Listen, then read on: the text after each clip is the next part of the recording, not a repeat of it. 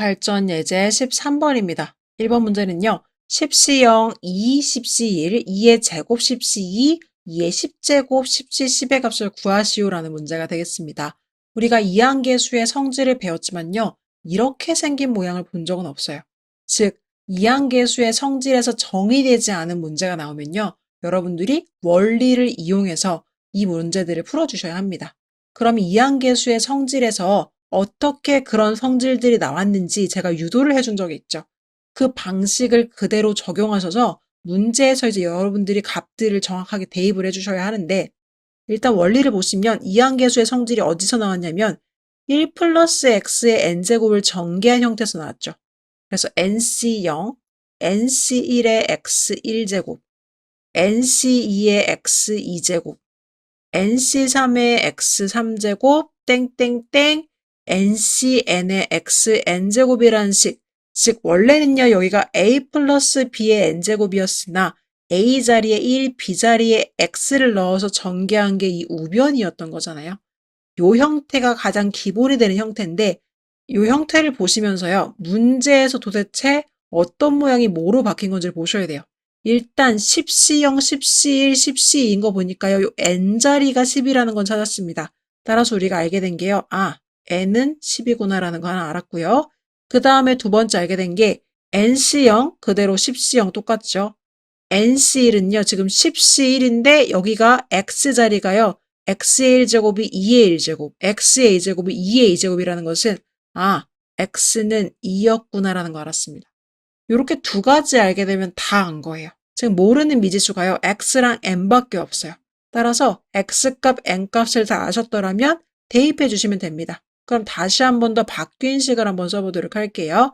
1 플러스 x자리에 2를 넣어주시고 n자리에 10, n자리에 10, c0, 10c1에 x의 1제곱이면 2의 1제곱, 10c2에 x의 2제곱이면 2의 2제곱, 10c3에 x3제곱이면 2의 3제곱, 이렇게 가는 거죠. 그래서 10c10에 2의 10제곱까지 바뀌게 될 겁니다.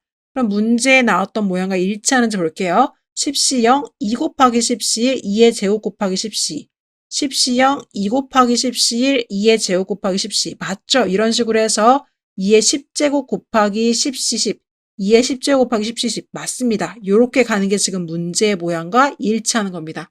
그럼 그 결과가 뭐라고요? 3의 10제곱이요. 따라서 이 결과는 3의 10제곱이 되는 겁니다. 여러분 2의 10제곱은 1024지만 3의 10제곱 값은 몰라요. 따라서 답에다가는요. 계산하지 않으셔도 됩니다. 그냥 3의 10제곱이다. 이렇게 기재해 주시면 되겠습니다. 그래서 원리를 가지고 푸는 문제 2번 문제도 한 번 더 풀어보도록 할게요. 판서 한번 지우고 가보도록 할게요. 2번 문제는요. 21의 21제곱을요. 400으로 나눈 나머지를 구하시오 라는 문제가 되겠습니다. 마찬가지로 이건 나머지 정리랑 연관되어져 보이는데요. 어쨌든 이항계수 파트에서 나온 문제이기 때문에 이 이항계수의 성질의 원리를 동일하게 사용해서 문제를 풀어보도록 하겠습니다. 여러분 21C, 21을요. 요 이항계수에 적용한다고 하면 x는 20이 돼야 되겠죠. 그럼 1 플러스 20이 되니까요. 21이 만들어지겠죠. 그리고 21제곱이니까 n은 21이 돼야 되겠죠. 따라서 x가 20이고 n이 21을 적용하는 문제가 바로 2번 문제가 되겠습니다. 그러면 이 적용값을 그대로 대입해서 한 번 더 식을 써보도록 할게요.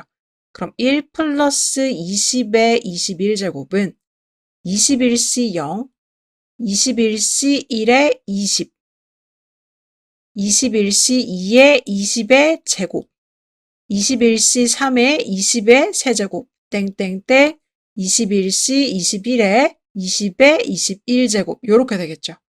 자, 그럼 요 상태에서 이게 바로 21의 21제곱이 되는 거니까 이 우변 부분을 400으로 나눴을 때 나머지가 몇인지를 보시면 될 거예요.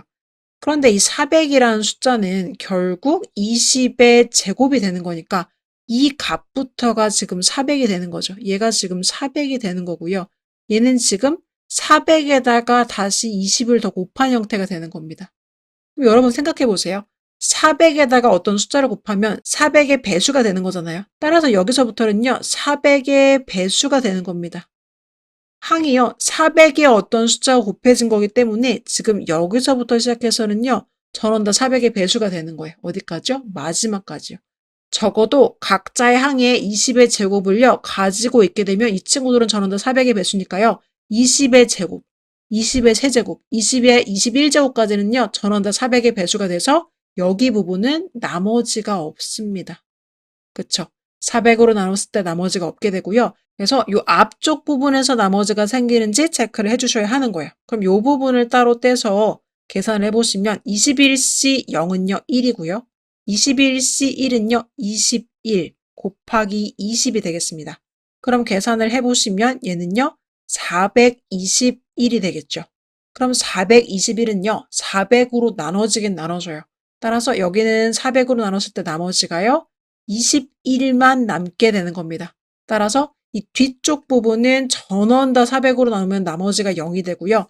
앞쪽 부분이 421이라 400으로 나눠주면 나머지가 21이 되기 때문에 최종적으로 이 문제의 나머지는요 21이다. 이렇게 구해볼 수가 있겠습니다. 그래서 이런 내용, 나머지 정리까지도요 2항계수 파트에서 활용할 수 있다는 것을 잘 기억해 주시고요. 비슷한 문제가 유제에 있으니까요. 유제 문제 풀어보시면서 2항 정리 마무리하시면 되겠습니다. 네, 이렇게 해서요. 확률과 통계 두 번째 단원 중복조합과 2항 정리 모든 내용 배웠습니다.